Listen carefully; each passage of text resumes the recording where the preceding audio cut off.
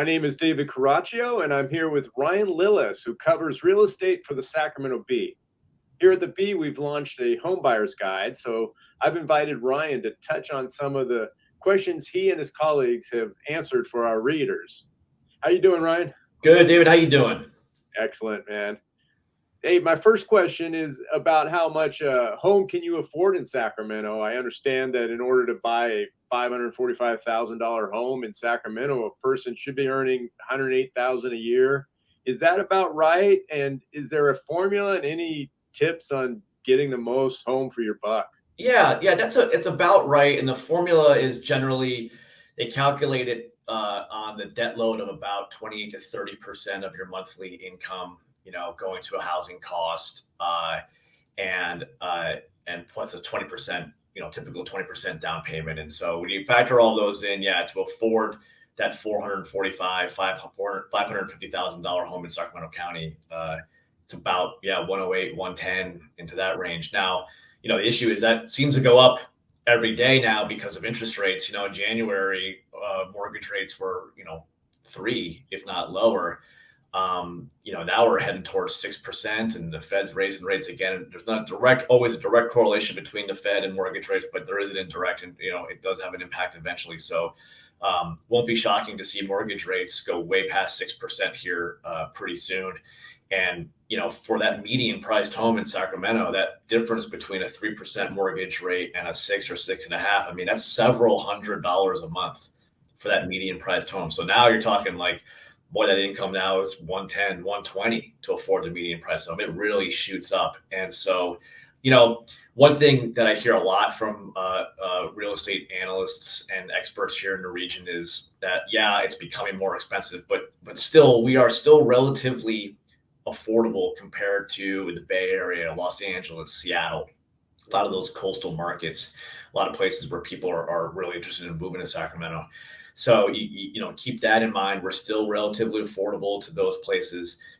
Ways to knock down that payment. There's a few things, obviously, or that monthly payment, or a few things, down payment. If you have more to increase the down payment, obviously that helps lower your cost.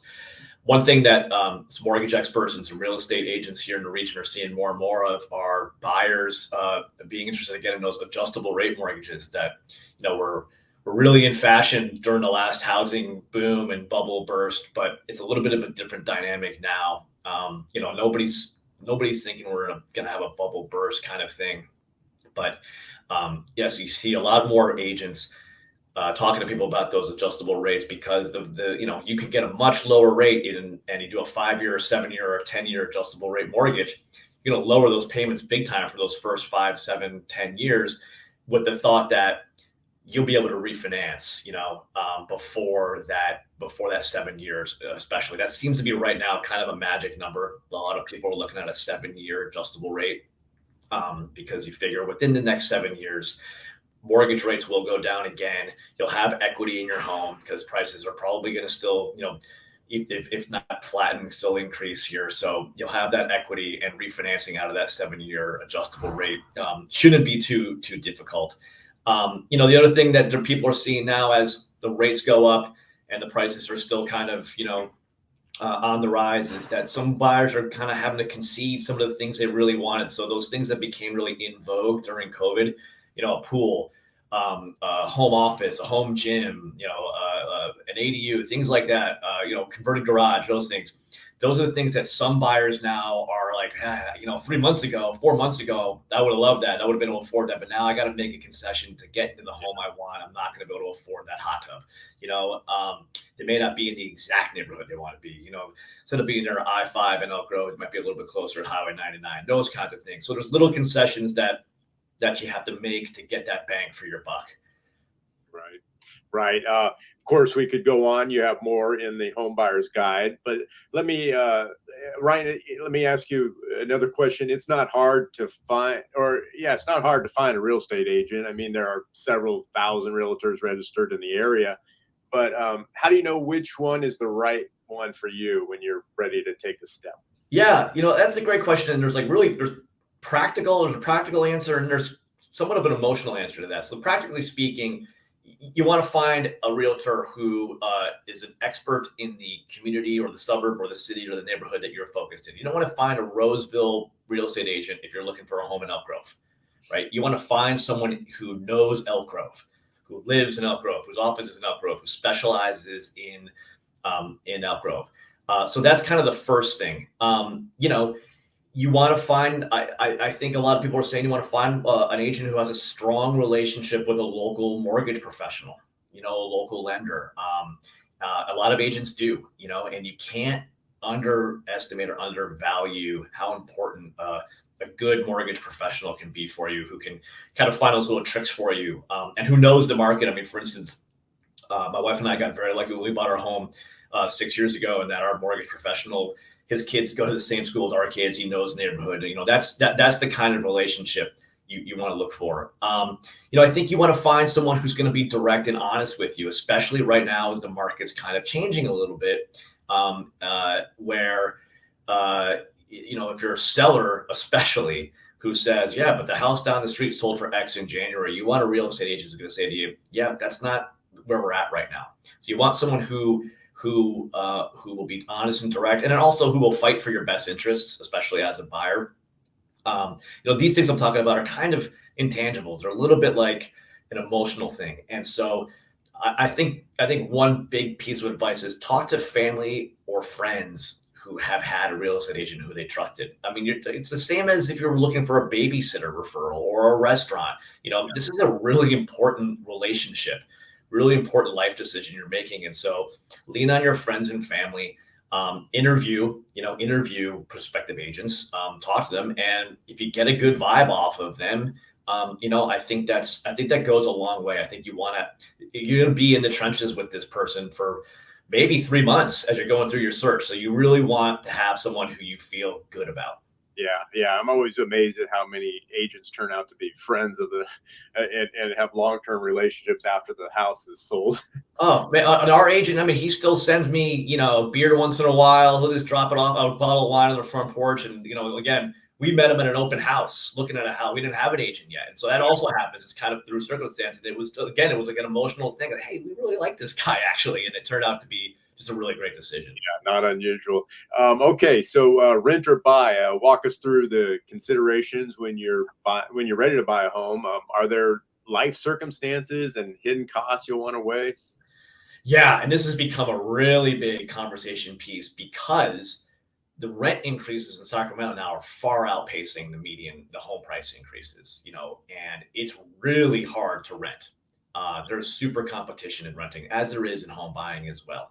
But we have some of the biggest rent increases in the nation that we've had for several years. So there's a ton of competition. The prices are going up. So at some point, you're looking at your bottom line and you're saying, well, I'm paying $3,000 a month in rent. I could get a $550,000 mortgage probably for that. There are also obviously the major tax implications of rent versus buy. Especially in those first few years, if you buy, you got a lot of tax deductible items there, and so whereas rent, that's it. You're not going to get any tax benefits really out of that. Now, if you're new to the area or you're moving to a different part of the region, say, renting could make sense for a year if you're kind of dipping your toe in the water. Say, you live in Sacramento, but you're really, boy, we want to live in Folsom or Roseville. Might not be the worst idea for some people to rent for 6 months or a year, as opposed to just jumping into a neighborhood and a community they're not really familiar with. That's especially the case for out-of-towners, for people moving here for the first time. So there's that advantage for renting.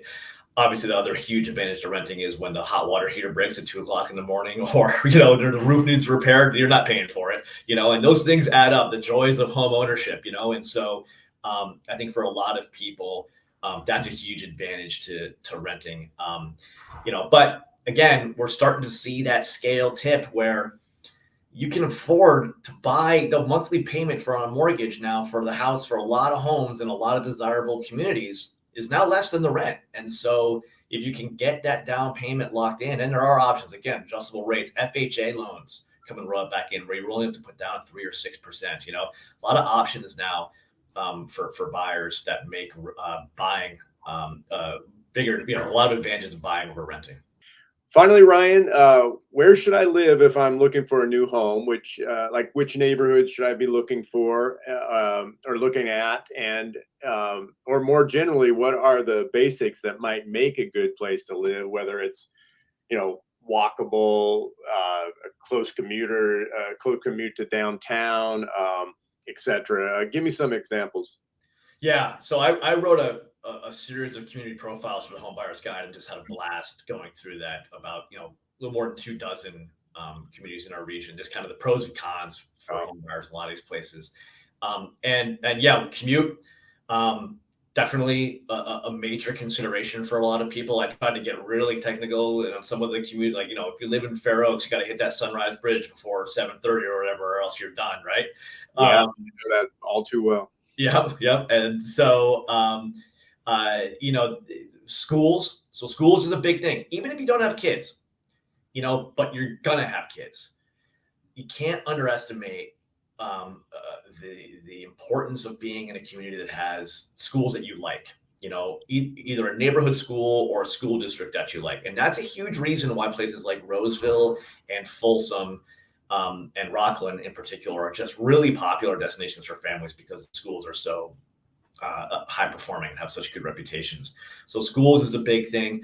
If you're an outdoors person, you want to be close to the outdoors. We're really lucky in this region in that a lot of our communities border open space, the American River Parkway. And so, places like Folsom, Carmichael, even, Arden Arcade, close to the American River. So being close to those amenities, the walkable thing, we're seeing a lot more communities in our region have walkable areas, not just the midtown and downtown area.